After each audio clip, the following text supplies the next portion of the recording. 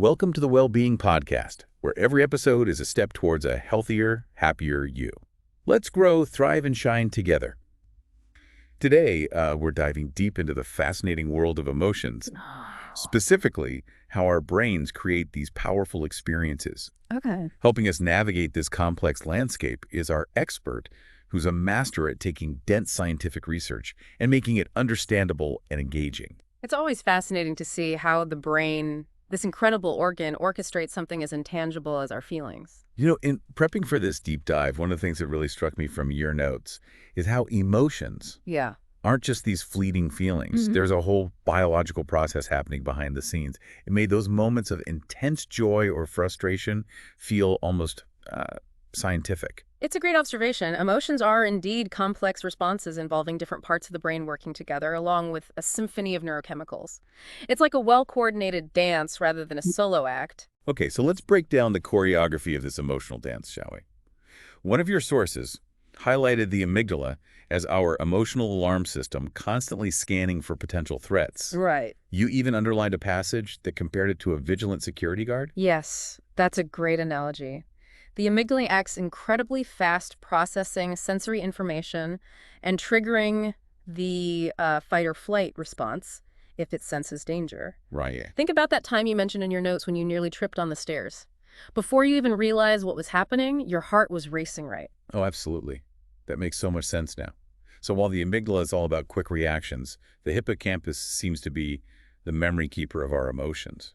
One of the articles you shared even delved into how the hippocampus links emotions to specific events, helping us remember those feelings in similar situations. What's fascinating here is that the hippocampus doesn't just store facts, it stores the emotional context of those facts. Mm-hmm. So let's say you had a wonderful experience listening to a particular song at a special event. The hippocampus helps ensure that the next time you hear that song, you might experience a rush of those same happy emotions. That's amazing. So in a way, our memories are colored by our emotions, thanks to the hippocampus. But one of your sources mentioned that chronic stress can actually impair the hippocampus. Right? What does that mean for our emotional well-being? That's a really important point. When the hippocampus is impaired, we may have a harder time regulating our emotions and accessing positive memories. Right. It becomes harder to put things in perspective and soothe ourselves when we're feeling overwhelmed. Okay, that makes sense. Now, shifting gears a bit, the prefrontal cortex is often described as our brain's executive controller. How does it factor into this emotional dance? Think of the prefrontal cortex as the CEO of your brain. While the amygdala is sounding the alarm, the prefrontal cortex is stepping in to assess the situation and determine the best course of action. It helps us evaluate our initial emotional response and make more conscious, informed decisions. So it's like the prefrontal cortex is saying, hold on, amygdala. Let's not jump to conclusions. Let's take a moment to understand what's really happening here. Precisely. The prefrontal cortex is essential for emotional regulation, helping us manage our impulses and respond to situations in a thoughtful way. One of your highlighted articles even discussed how damage to the prefrontal cortex can lead to impulsivity and difficulty controlling emotions. Wow, that really underscores its importance. Now let's move on to the neurotransmitters, those chemical messengers that keep all these brain regions talking to each other. Right, they're like the couriers carrying messages back and forth between different parts of the brain. And two key players we should discuss, especially in the context of emotions, are serotonin and dopamine. Yes. You highlighted a section in one of the articles that describes serotonin as the feel-good neurotransmitter. What exactly does serotonin do for our emotional well-being? Serotonin plays a significant role in mood regulation, feelings of happiness and well-being, and even our sleep cycles.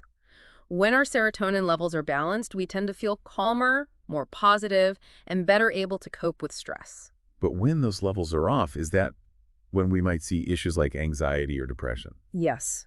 Imbalances in serotonin are often linked to mood disorders. You actually flagged a statistic from the World Health Organization stating that an estimated 280 million people worldwide suffer from depression. It really highlights how crucial it is to understand the role of these neurochemicals. Absolutely. Now on to dopamine, which we often hear about in the context of pleasure and reward. One of your sources mentioned how dopamine motivates us to seek out experiences that make us feel good. Right. Dopamine is released when we experience something enjoyable, whether it's achieving a goal, eating a delicious meal, or simply spending time with loved ones. Yeah. It creates a feeling of pleasure and reinforces those behaviors, making us want to repeat them. So it's like our brain's own reward system driving us towards things that make us feel good. Exactly. But it's important to note that dopamine is not just about instant gratification. It also plays a role in motivation focus and learning. It helps us stay engaged and pursue activities that are important to us, even if they require effort and don't offer immediate rewards. That's a really interesting nuance. It's not just about chasing pleasure, but also about finding the motivation to work towards things that bring us fulfillment in the long run. Precisely. And just like with serotonin, when dopamine pathways are disrupted, it can lead to problems. For instance, addiction is often linked to a hijacking of the dopamine system where individuals become fixated on the immediate reward despite negative consequences. That makes a lot of sense. So we've covered the key brain regions involved in emotions and the neurotransmitters that keep them communicating. But how do we get better at managing all of this, at becoming more emotionally intelligent? Well, that's precisely what we'll be exploring next. Emotional intelligence is a crucial skill set that can significantly impact our overall well-being and how we navigate the world. And the good news is it's something we can learn and develop over time. That's great news. So before we dive into those practical tips, let's pause for a moment and give our listener a chance to reflect. What's standing out to you so far? What parts of this brain-emotion connection are sparking your curiosity? We'll be back in a moment to discuss how we can apply this knowledge to cultivate greater emotional well-being in our lives. Welcome back. I hope you've had a moment to consider what we've explored so far. Now let's shift our focus to how we can use this understanding of the brain-emotion connection to cultivate greater well-being. Yeah, because knowledge is great, but what we really want is to feel better, manage our emotions more effectively, and build stronger relationships. It's empowering to know that even though our brains are wired for certain emotional responses, we have the power to rewire them, create new patterns. It's like learning a new dance, as you said earlier. Exactly. It might feel awkward at first, but with practice, it becomes more natural. And one of the first steps, as highlighted in several of your sources, is self-awareness, that ability to recognize what we're feeling and why before we react. So for example, if I'm feeling overwhelmed, step one is to simply acknowledge that feeling and try to understand what's triggering it. Yes, you got it. Ask yourself, what's happening in my body right now? Where do I feel this emotion? What thoughts are running through my mind? Just paying attention can be incredibly powerful. It's like hitting pause on autopilot, giving ourselves a chance to observe what's happening internally before we react outwardly.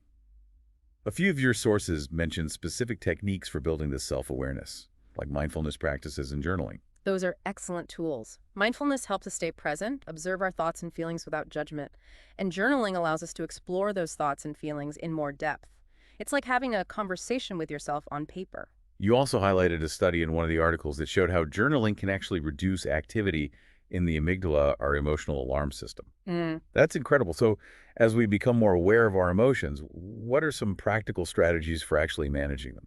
Especially those intense ones that can sometimes feel overwhelming. Well, one of the most powerful tools we have is something we all do naturally, breathing. But by focusing on our breath, intentionally taking slow, deep breaths, we can actually signal to our nervous system that it's okay to calm down. It's like sending a message of peace to our brains. Exactly. And one of your sources mentioned a technique called box breathing, which is used by Navy SEALs to manage stress in high-pressure situations. Wow, that's impressive. I'm guessing it involves more than just taking a few deep breaths. Yes, it's a specific pattern of breathing. Inhale for 4 counts, hold for 4 counts, exhale for 4 counts, hold for 4 counts. This rhythmic breathing helps regulate your heart rate, calm your nerves, and bring you back to a state of focus. I love that we're getting tips from Navy SEALs on the Wellbeing Podcast. So we've got deep breathing, mindfulness, journaling, all these wonderful tools for self-management. But what about the social aspects of emotional intelligence? How can we better understand and respond to the emotions of others? Well, one key skill is active listening. Truly focusing on what the other person is saying, not just waiting for your turn to speak. Pay attention to their words, their tone of voice, their body language. So put away the phone, make eye contact, and really tune in. Precisely. And don't be afraid to ask clarifying questions. It sounds like you're feeling frustrated. Is that right? That shows you're genuinely trying to understand their perspective. And what about those times when someone's upset and we want to help, but we're not sure what to say? Sometimes words feel inadequate. One of the most powerful things you can do is simply validate their feelings. It doesn't mean you agree with them, but it shows that you acknowledge their experience. You can say things like, "That sounds really difficult," or "I can see why you're upset." It's like offering a safe space for them to express their emotions without judgment. Exactly. And in one of your highlighted articles, the author compared validation to holding a mirror up to someone's feelings, allowing them to see themselves more clearly. That's such a beautiful analogy. It reminds me of that quote you underlined. Empathy is seeing with the eyes of another, listening with the ears of another, and feeling with the heart of another. That's a great quote. And it perfectly encapsulates the essence of empathy, which is at the heart of emotional intelligence. It sounds like building emotional intelligence is a lifelong journey, a continuous process of learning, practicing, and refining these skills. It is, but it's a journey well worth taking. As we develop our emotional intelligence, we not only improve our own well-being, but also create a ripple effect that positively impacts everyone around us. I love that. So as we move into the final part of our deep dive, I want to encourage our listener to think about one small step they can take today to enhance their emotional intelligence. Maybe it's practicing mindful breathing for a few minutes, journaling about a recent experience, or simply being more attentive when listening to a friend. Every step, no matter how small, moves us closer to a more fulfilling and harmonious life. We'll be back in a moment to wrap up our exploration of the fascinating brain-emotion connection. Welcome back to the Wellbeing Podcast. It's amazing how much we've unpacked about the brain-emotion connection. It's like we've been on this incredible journey through the inner workings of our minds. And it's a journey that has profound implications for how we live our lives, how we relate to ourselves, and how we connect with others. One of the things that really struck me is this idea of neuroplasticity, that our brains are constantly changing and adapting based on our experiences. Yeah. It gives me a sense of hope knowing that we're not stuck in our patterns, that we can learn and grow and create new, healthier ways of responding to life's challenges. That's such a key takeaway. Neuroplasticity is a powerful concept reminding us that our brains are not static entities, but rather dynamic, ever-evolving landscapes. And the beauty of it is that we have a significant influence on how our brains change and adapt. So as we wrap up this deep dive, Mm. what are some final thoughts or key takeaways you hope our listener will carry with them? Well, first and foremost, I think it's important to remember that emotional well-being is a journey, not a destination. There will be ups and downs, moments of ease and moments of challenge. The key is to approach this journey with curiosity, compassion, and a willingness to learn and grow. That's such a wise perspective. And it reminds me of the importance of self-compassion, being kind to ourselves when we struggle, acknowledging that it's all part of the process. Absolutely. And building on that, I'd say that one of the most empowering takeaways from our exploration is that we have more control over our emotions than we often realize. By understanding how our brains work, by developing self-awareness and practicing those emotional regulation techniques we discussed, we can become more skillful navigators of our own emotional landscapes. It's like we've been given a map and a compass, along with some essential tools to help us navigate the sometimes turbulent waters of our emotions. And remember, the journey is not about reaching a state of perpetual bliss or eliminating all negative emotions. It's about learning to ride the waves, to embrace the full spectrum of human experience, and to cultivate a sense of resilience and inner peace amidst life's inevitable challenges. That's beautifully said. And to our listener, I want to say thank you for joining us on this deep dive into the brain-emotion connection. We hope you've gained some valuable insights that will support you on your own journey toward greater well-being. Remember, even small steps can make a big difference. By practicing self-awareness, cultivating empathy, and exploring healthy coping mechanisms, we can create a more fulfilling and harmonious life for ourselves and for those around us. Thanks for listening to the Wellbeing Podcast. Take care, stay inspired, and see you next time.